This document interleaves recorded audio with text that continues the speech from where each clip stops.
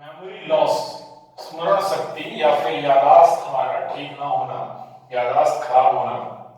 कोई भी बात भूल जाते हैं बार बार, कोई चाबी यहाँ रख दिया फिर भूल गए कि कहाँ रखा हुआ था। तो उस केस में योग आपको कौन कौन सी प्रैक्टिसेस आप कर सकते हैं जिससे कि मेमोरी लॉस, याददाश्त, स्मरण शक्ति हमारी मजबूत हो।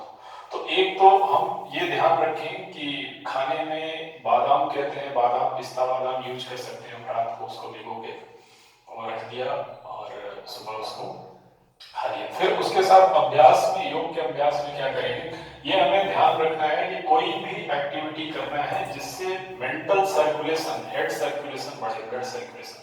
जब ब्लड सर्कुलेशन बढ़ेगा तो न्यूरॉन में सर्कुलेशन होने की वजह से न्यूरॉन काउंट भी बढ़ेंगे और न्यूरॉन में जो सेल्स रिस्पॉन्सिबल है टू स्टोर इंफॉर्मेशन, वो काउंट बढ़ने से कोई भी मेमोरी, कोई भी बात को, कोई भी इंफॉर्मेशन को ज्यादा से ज्यादा समय तक स्टोर कर पाएंगे।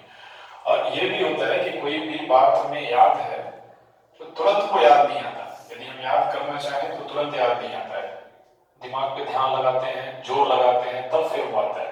तो ये प्रैक्टिस करेंगे हम योग तो तुरंत उसको रिकैप कर पाएंगे, रिवाइज कर पाएंगे, रिवाइव कर पाएंगे क्या था तुरंत, इमीडिएटली, स्पॉन्टेनियसली।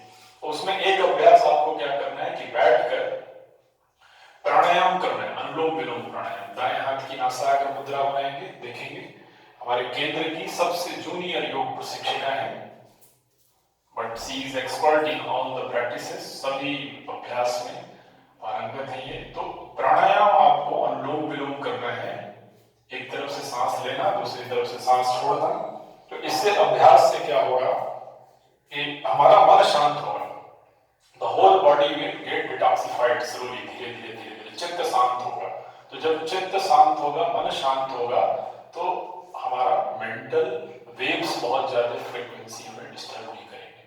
तो काम माइंड से कोई भी काम हम करते हैं, कुछ भी पढ़ते हैं, कुछ भी सुनते हैं, तो दैट गेट्स स्टोर्ड, वो हमारे मस्तिष्क में लंबे समय तक रहता है। फिर इसके बाद एक अभ्यास बैठ कर ही कर सकते हैं, दोनों हाथ को ऊपर ले जाइए, नमस्ते की स्थिति में जोड़कर धीरे धीरे धीरे धीरे धीरे धीरे ऊपर खींचना है, कॉन्टिन्यूअसली हल्का हल्का ऊपर खींचना है। ब्रीदिंग नॉर्मल, आंख बंद कर सकते हैं, ध्यान दोनों बाहों के बीच में।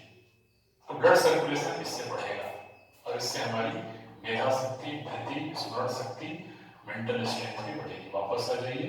फिर एक और आसन हम कर सकते हैं, सर्वांग आसन। पीठ के बल लेटेंगे, पीठ के बल लेटकर दोनों पैरों को ऊपर उठाकर हाथ को पीछे, कमर के पीछे सपोर्ट लेंगे। जितना नीचे हाथ की हथेली को लगाएंगे उतनी ही पीठ सीधी होगी।